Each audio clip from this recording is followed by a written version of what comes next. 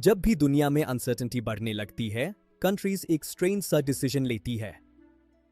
वो स्टॉक्स नहीं खरीदती, न हाई रिस्क की एसेट्स। ग्लोबल वॉलेटिलिटी के टाइम कंट्रीज छुपछाप गोल्ड खरीदना शुरू कर देती है। आज हम समझेंगे ऐसा क्यों होता है। सबसे पहला रीजन है सेफ्टी। गोल्ड को फाइनेंशियल वर्ल्ड का एंकर कहा जाता है। हिस्ट्री गवाह है, जब भी पेपर करेंसी फेल होती है, गोल्ड हमेशा टिका रहता है। इन्फ्लेशन हो या जियोपॉलिटिकल टेंशन, गोल्ड की चमक कभी फीकी नहीं पड़ती। दूसरा रीजन है डाइवर्सिफिकेशन। सेंट्रल बैंक सारा पैसा सिर्फ डॉलर या यूरो में नहीं रख सकते। अगर कल को डॉलर वीक हो गया तो उनकी इकोनॉमी खतरे में आ जाएगी। इसलिए वो गोल्ड खरीदते हैं। सिंपल शब्दों में, गोल्ड उनका इंश्योरेंस पॉलिसी है बुरे वक्त के लिए।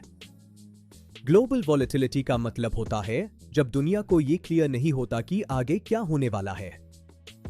मार्केट्स कंफ्यूज्ड होते हैं, इन्वेस्टर्स नर्वस हो जाते हैं और कॉन्फिडेंस धीरे धीरे गिरने लगता है। इसके कई कारण हो सकते हैं, जैसे जियोपॉलिटिकल टेंशंस, इन्फ्लेशन का बढ़ना या कोई अचानक आई इकोनॉमिक क्राइसिस। ये सब फैक्टर्स मार्केट में अनसर्टेनिटी पैदा करते हैं। इसे ऐसे समझिए जैसे आप धुंध यानी फॉग में गाड़ी चला रही है। रास्ता वही है लेकिन दिखाई कम दे रहा है, इसलिए स्पीड कम करनी पड़ती है। लेकिन याद रखिए, वॉलेटिलिटी टेम्पररी होती है। अगर आपका गोल लॉन्ग टर्म है तो घबराइए मत, पेशेंस रखिए, क्योंकि आखिर में मार्केट वापस स्टेबलाइज जरूर होता है। सिंपल शब्दों में, वॉलेटिलिटी बस रास्ते का एक टेम्पररी स्पीड ब्रेकर है। ग्लोबल वॉलेटिलिटी रैंडम नहीं होती, इसके पीछे क्लियर रीजंस होते हैं। सबसे पहले, पॉलिटिकल लीडर्स के डिसरप्टिव डिसीजंस। जब पॉलिसीज अचानक बदल जाती है तो बिजनेसेस प्लान नहीं कर पाते। करेंसी वैल्यूज ऊपर नीचे होने लगती है। फिर आते हैं वॉर्स और जियोपॉलिटिकल टेंशंस। सिर्फ बॉर्डर पार लड़ाई नहीं होती, एनर्जी प्राइसेस और सप्लाई चेन्स भी टूट जाती है। और तीसरा बड़ा रीजन है कंट्रीज के बीच टैरिफ या trade Wars.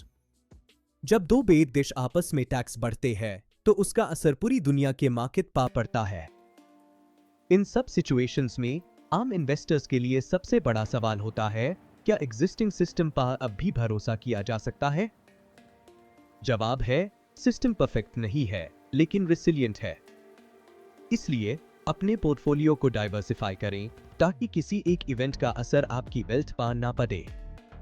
Stay safe, stay diversified. हर करेंसी किसी ना किसी गवर्नमेंट पर डिपेंड करती है। ISE हम फिएट करेंसी कहते हैं।